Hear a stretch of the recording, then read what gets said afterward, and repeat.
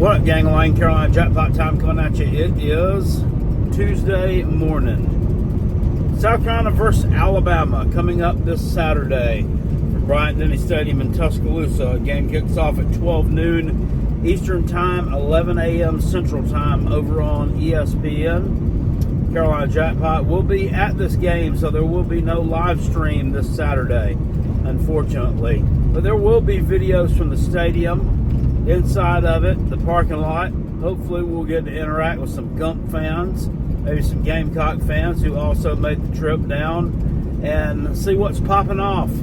Hopefully we'll have a good time down there. Well, I know we'll have a good time down there.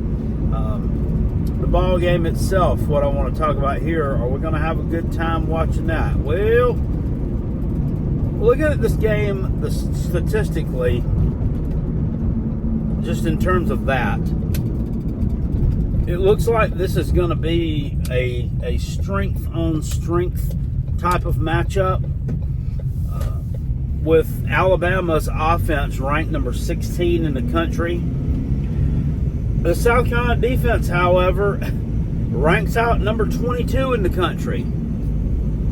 Still, South Carolina has actually been successful this year in stopping the run. For the first time in I don't know how many years, when an opposing team's player takes a handoff, I don't sit here and want to choke myself. Now, they have given up some chunk yardage, and some individuals have had a little bit of success moving the ball against them, but it hasn't been a great deal. Now, we're only 5 games into the season, so after this game, both teams are like halfway through the regular season. And South Carolina has played a couple of turd burgers in Akron and Old Dominion. Well, Old Dominion game was closer than it should have been, but they still would be considered a turd burger compared to an SEC schedule. The two valid quarterbacks that you played in Nussmeier for LSU and Jackass Dart from Ole Miss, they moved the ball through the air pretty significantly against you. I think Dart for about 285 yards and Nussmeier went for over 300. So a quarterback like a Jalen Milroe, who is he's more of a dual threat than Nussmeier is. Dart's a dual threat quarterback also. I think Milroe's just a little bit better than Jackson Dart. I mean, that's just me. But I mean, you could probably swap them out and not really miss a beat. I know somebody will tell me, you don't know ball. Jackoff Dart's way better than Jalen Milroe because he can do. They're all pretty good. Bama also with their wide receiver, leading wide receiver Ryan Williams, absolute monster this year. The kid is barely out of diapers. He just stopped drinking formula about 3 years ago.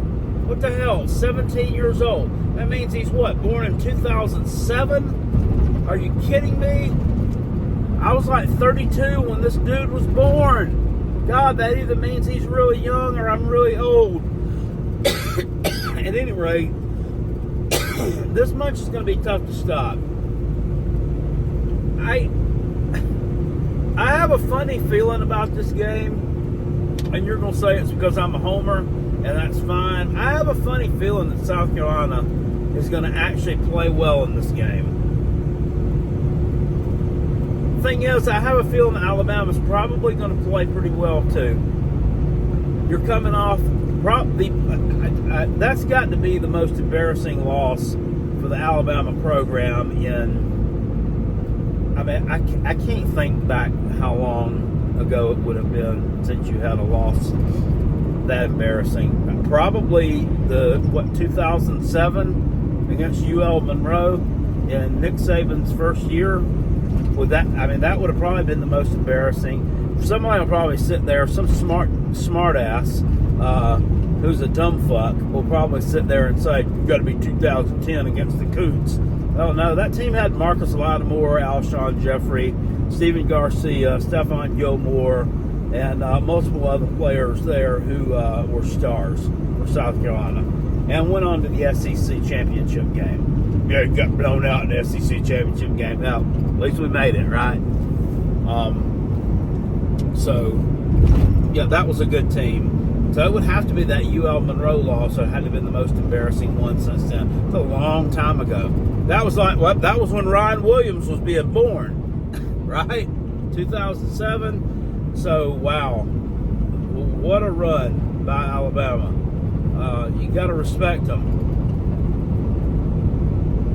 I think they're going to be extremely focused. I mean, I don't know anything. I don't know a whole lot about Kalen DeBoer and how he prepares for his teams after a loss. I mean, not a lot of us really do. But I would think that anybody's going to have a team focused, especially a team with that kind of talent. And that the team that put almost 600 yards of offense up on Georgia the week prior, they're capable of going the hell off. The thing is, South Carolina's defense, if you play disciplined, play sound, play assignment football, play solid, they're capable of stopping them. Especially if Alabama is, like I said, not hitting on all cylinders. They're still kind of shaking off some cobwebs from that Vanderbilt loss.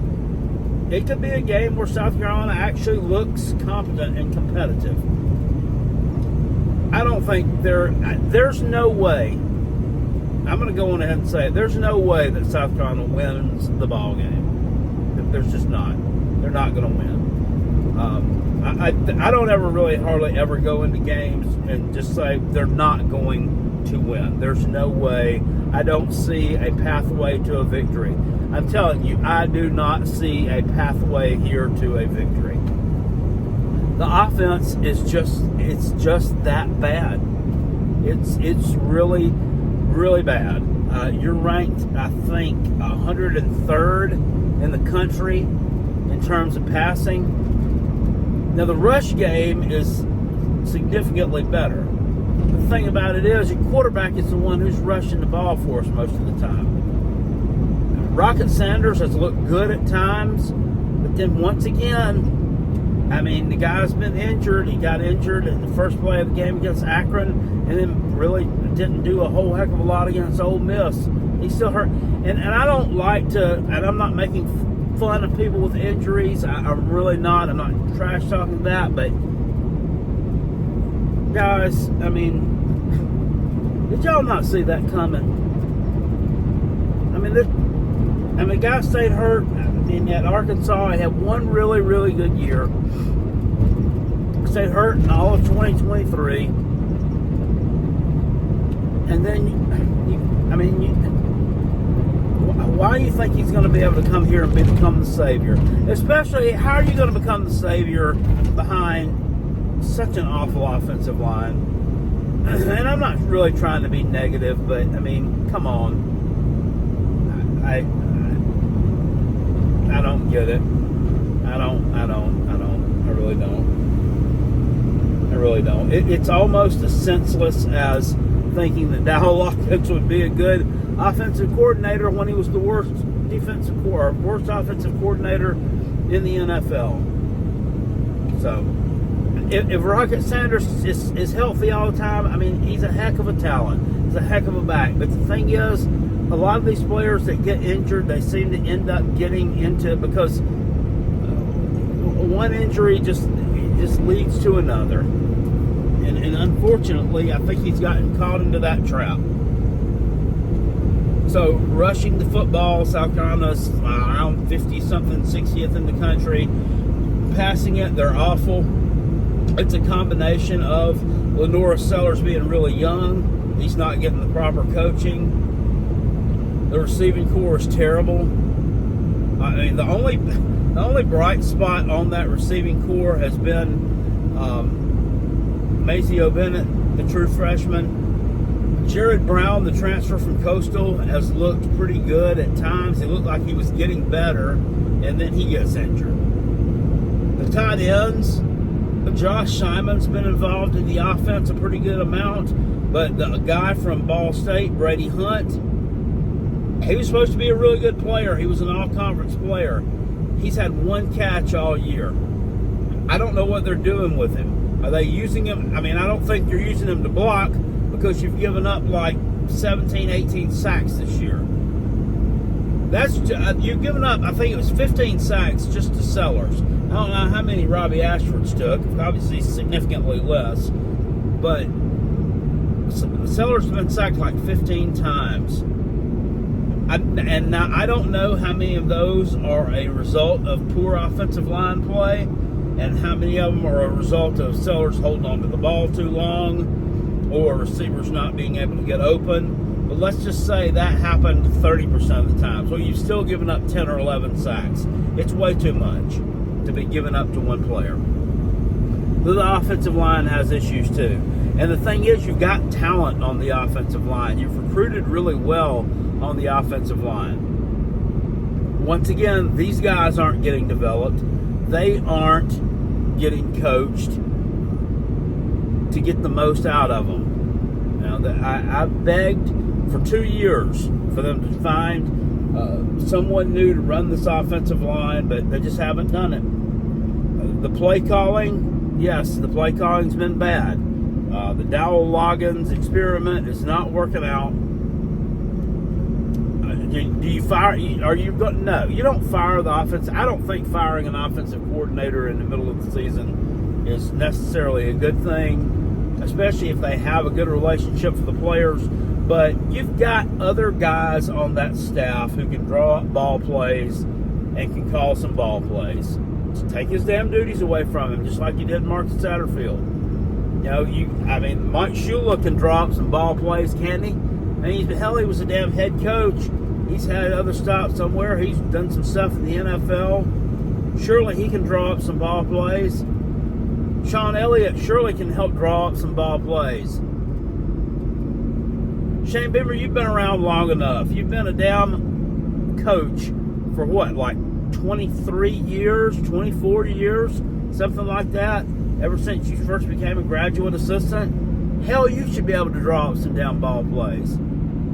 Or find some ball plays that work from someone else's playbook that you have scouted and looked at. And emulate something else.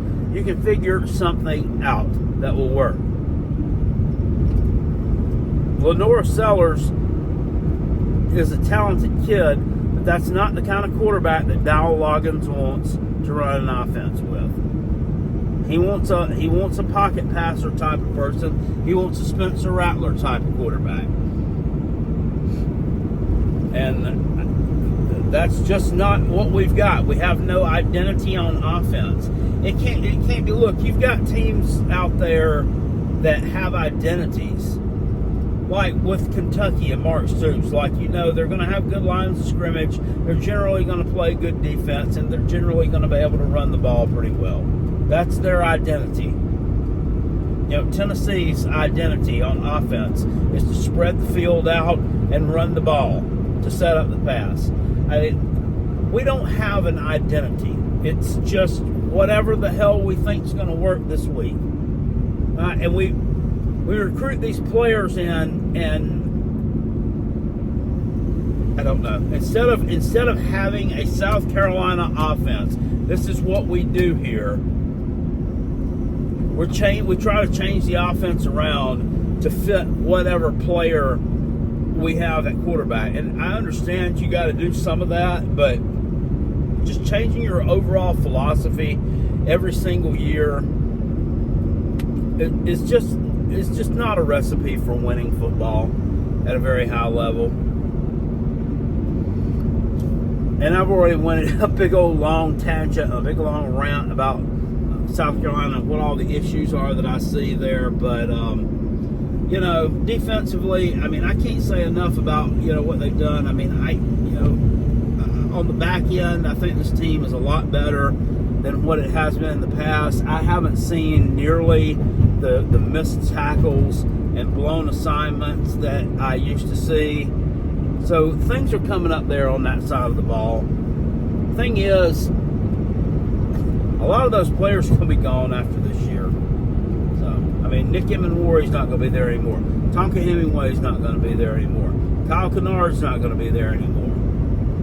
I mean, and then the transfer portal hits. Are you going to be able to keep the ones here like the Dylan Stewarts? Are you going to be able to keep him around? I mean, there's a lot of question marks there. A lot of question marks in this team that need to be answered. And I think Shane Beamer is starting to feel the heat, and I think that he's starting to approach nut-cutting time, for lack of better terms, in which I think he has to have a decent performance at Alabama on Saturday. Yeah, maybe he doesn't win this ball game. He definitely doesn't win this ball game. I've already said that, didn't I? Yeah, Jackpot, you already said that. But at least he goes out here and they put up, show some moxie, show some guts, and put up a decent performance against Alabama. I'm not going to say it would be like a 2000, maybe like a last year's performance on the road at Georgia, in which you went out there and punched him in the mouth a couple of times, but then eventually you kind of folded because you just didn't have the depth, and they were able to make the halftime adjustments to beat you. I don't know that you're able to do that or open up that kind of lead because you don't have a Spencer Rattler. So Spencer Rattler was responsible for that. In the second half, he got shut down. You don't have a player like that. I'm just talking about in terms of being prepared wise, punching the team in the other mouth wise, that type of performance. Maybe not necessarily emulating exactly that, because that's probably not going to happen. You just don't have the Jimmys and Joes on offense to do that this year. But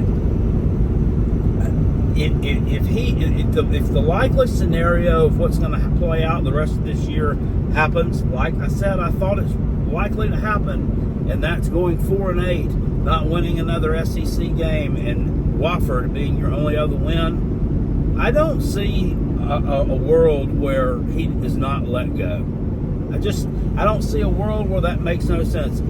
And just like my podcast partner Rob Sanders said yesterday on his rundown show, if they do allow him to stay around after that, then they have absolutely told me and the rest of the fan base that all we care about is making money, and all we care about is the fact that he sells tickets and we're able to get you people to come to the games regardless of what the record is and what the product on the field looks like.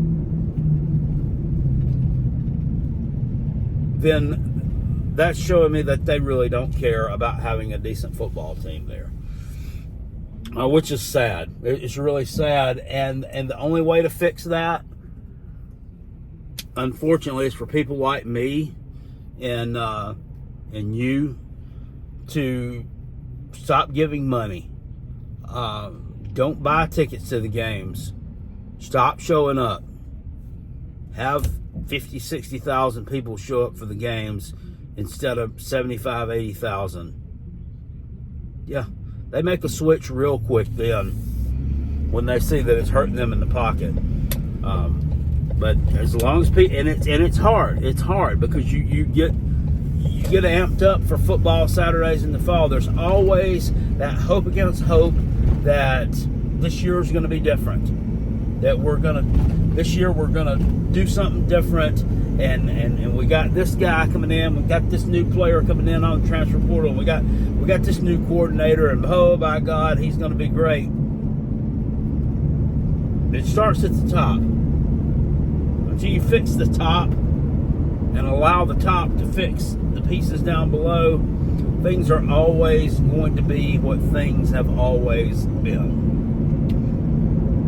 So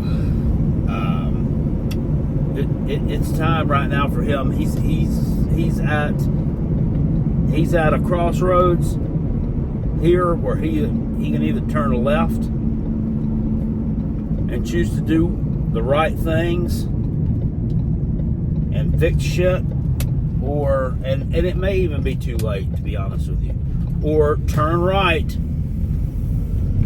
and go down the other road and continue losing, and eventually you're going to be gone. So hopefully they can go out and have a good performance. Something tells me that they will.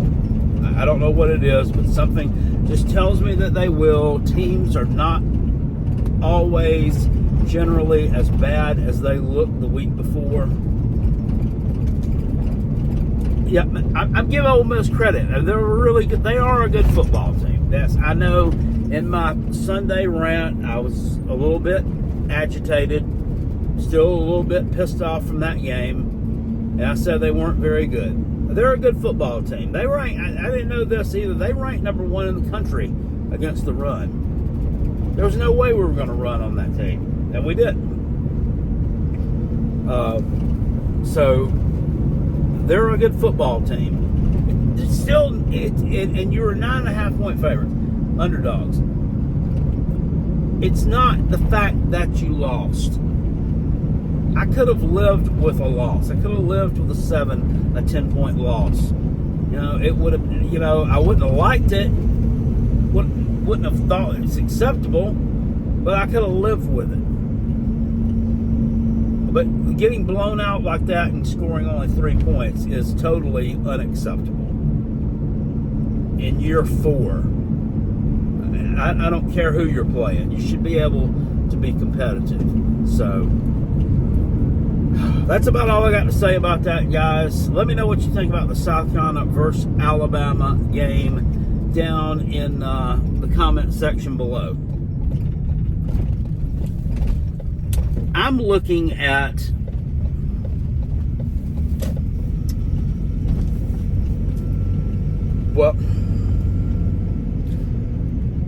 I'm going to say Alabama 31, South Carolina 13.